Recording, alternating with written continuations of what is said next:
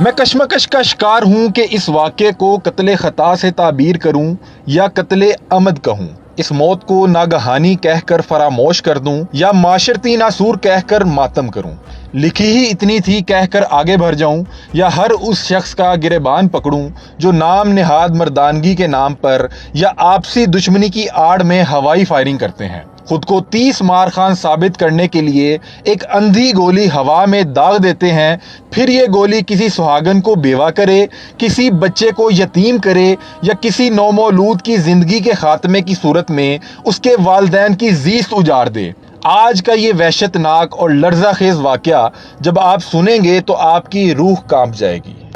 محمد وحاد جس کی عمر محض 10 ماہ تھی اور وہ کسی کی اندھی گولی، کسی بدبخت کی اندھی گولی کی زد میں آ گیا، اور اس کے بعد جو سمنا آباد ہاسپٹل تھی ان کی جو لاپرواہی ہے اس حوالے سے بھی ان سے بات کریں گے۔ ہمارے ساتھ اس بچے کے والد موجود ہیں۔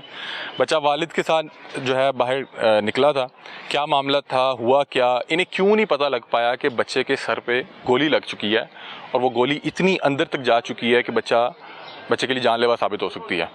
یہ کیوں اپنے بچے کو اس حالت میں گھر لے، معاملہ ہے کیا، ان سے بات چیت کرتے ہیں۔ السلام علیکم۔ وعلیکم السلام۔ سر پہلے تو ہم آپ کے دکھ میں بڑے برابر کے شریک ہیں، بڑی افسوس کی بات ہے، مجھے بتائیے گا ہوا کیا، یہ معاملہ کیا ہوا، واقعہ کس طرح سے پیش آیا؟ گھر پہ نا میرے ان لوز کی دعوت تھی، وہ سارے لوگ اکٹھے ہوئے تھے، میں ان کے لیے کچھ میٹھا خریدنے کے لیے اچھا ملک شاپ سمنا آباد میں نا راؤنڈ اباؤٹ فرسٹ کے یعنی کہ اپوزٹ سائڈ پہ اس کی شاپ ہے، میں وہ فلودہ لینے کے لیے ادھر گیا تو جسٹ ادھر میں نے اپنی محمد وحاد اپنی والدہ کی گود میں سو رہا تھا، میں نے کہا کہ تو اس کے پاس بیٹھ۔ سویا ہوا تھا؟ جی کہ آگے بائک پہ بیٹھا ہوا تھا؟ نہیں سویا ہوا، اس اپنی ماں کی گود میں سویا ہوا تھا۔ وحاد کی عمر کیا؟ 10-11 سال، 10-11 ماہ۔ 10-11 ماہ، مطلب 1 سال کا آپ کا بچہ نہیں، ابھی بول نہیں سکتا، ابھی چل نہیں سکتا، تو اپنی والدہ کی گود میں سو رہا تھا۔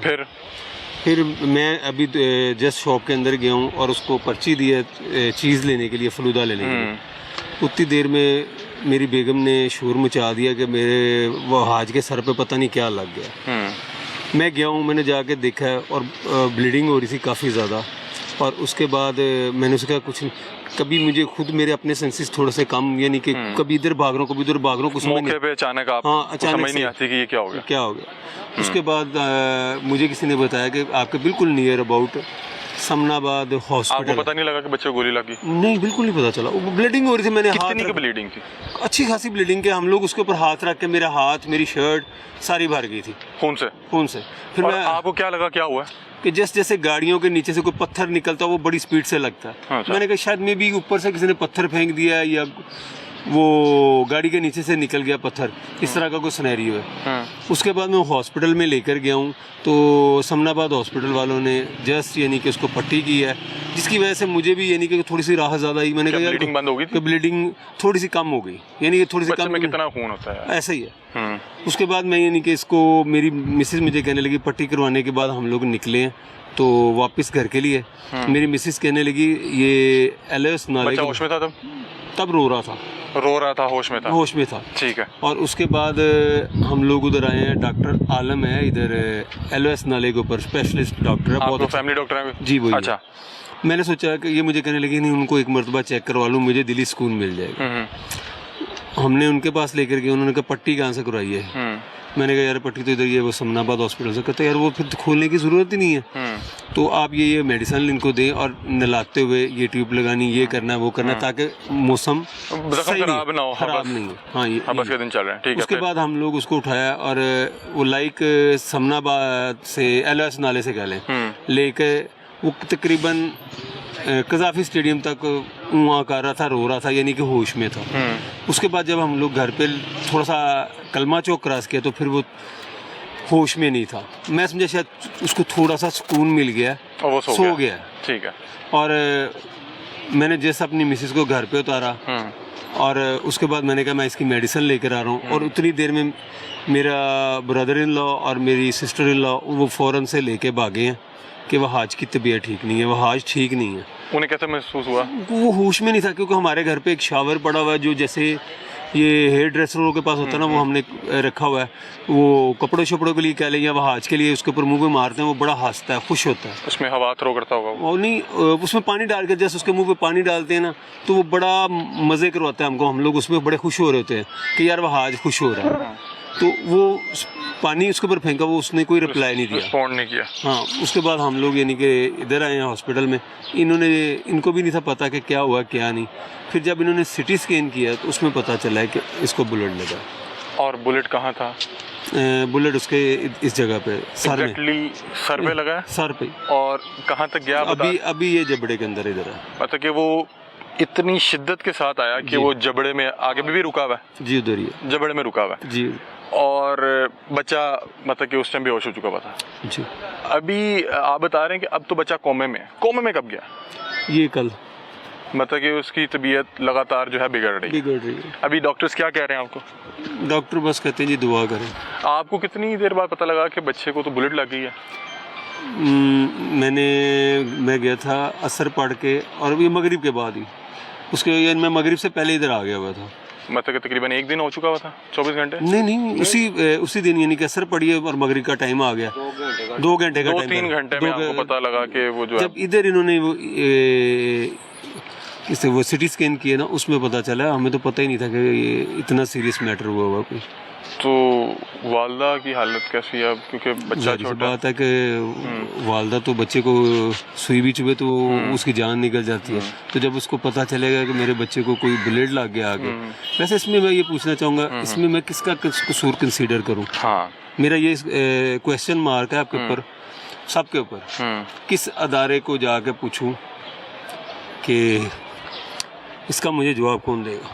اچھا یہ گولی کیسے لگی؟ مطلب کہ آپ بتا رہے ہیں کہ والدہ کی گود میں ہے اور آپ کا غالباً گمان یہ ہے کہ یہ ہوائی فائر تھا جو واپس آ رہا تھا. جی وہی یہ واپس آ رہا تھا نا، کیونکہ قریب سے لگا ہوتا تو آپ کو پتہ لگ جاتا کہاں چلا ہے. واپس آ رہا تو وہ کیسے بچے کے سر پہ لگ گیا؟ مطلب کہ یا تو ان کے شولڈر پہ ہوگا، شولڈر پہ ہوگا اوپر. انہوں نے گھما کے نا، وہ جب سویا ہوا تھا اس نے سوچا کہ میں اس کو اپنے کندھے کے ساتھ لگا لیتی ہوں تاکہ یہ سکون سے سویا رہے.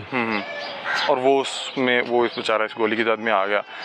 آپ کے پاؤں سے تو زمین نکل گئی ہوگی کہ یار یہ کس مصیبت میں پھنس گیا میں، اچھا بھلا باہر. مجھے خود بھی سمجھ نہیں تھی آتی کہ میں نے آگے جانا ہے کہ پیچھے جانا ہے. مجھے ظاہر سی بات ہے میں اس کو خون دے کے خود تھوڑا سا ویسے یعنی کہ سینسز میں نہیں تھا.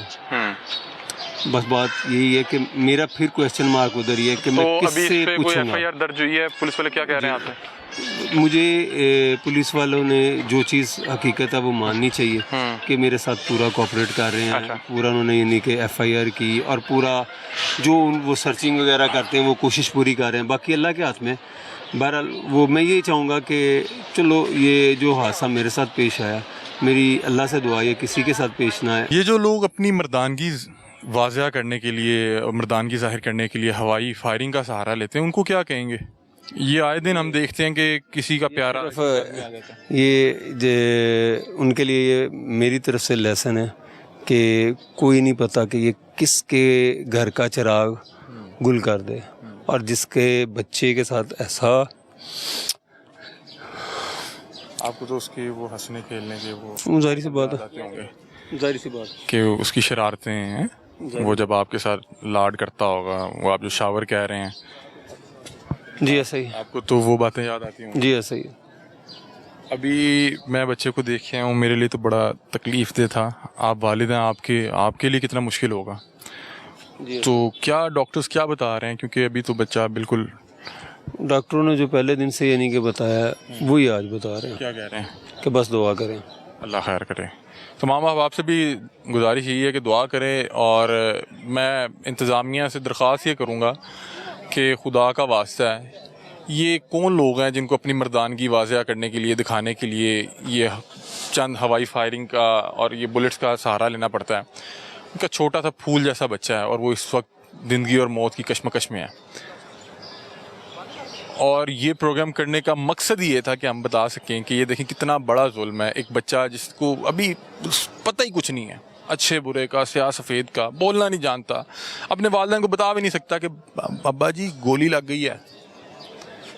آپ کو نہیں پتہ لگ رہا، ڈاکٹر کی لاپرواہی ہو گئی ہے، اس نے نہیں مجھے چیک کیا. اس کو سمجھ ہی نہیں آ رہی کہ میرا والد میری تکلیف کیوں نہیں دور کر پا رہا، میری والدہ میری تکلیف کیوں نہیں دور کر پا رہی. وہ بتا نہیں پا رہا, اس کو سمجھ ہی نہیں آ رہی کہ مجھے ہوا کیا. اور سوچیں اس بچے نے جو بھی 2-3-4 گھنٹے گزارے جس دوران ان کو پتہ ہی نہیں تھا کہ اس کو بلٹ لگی ہے, کتنے اس کے لیے تکلیف دہ ہوں گے.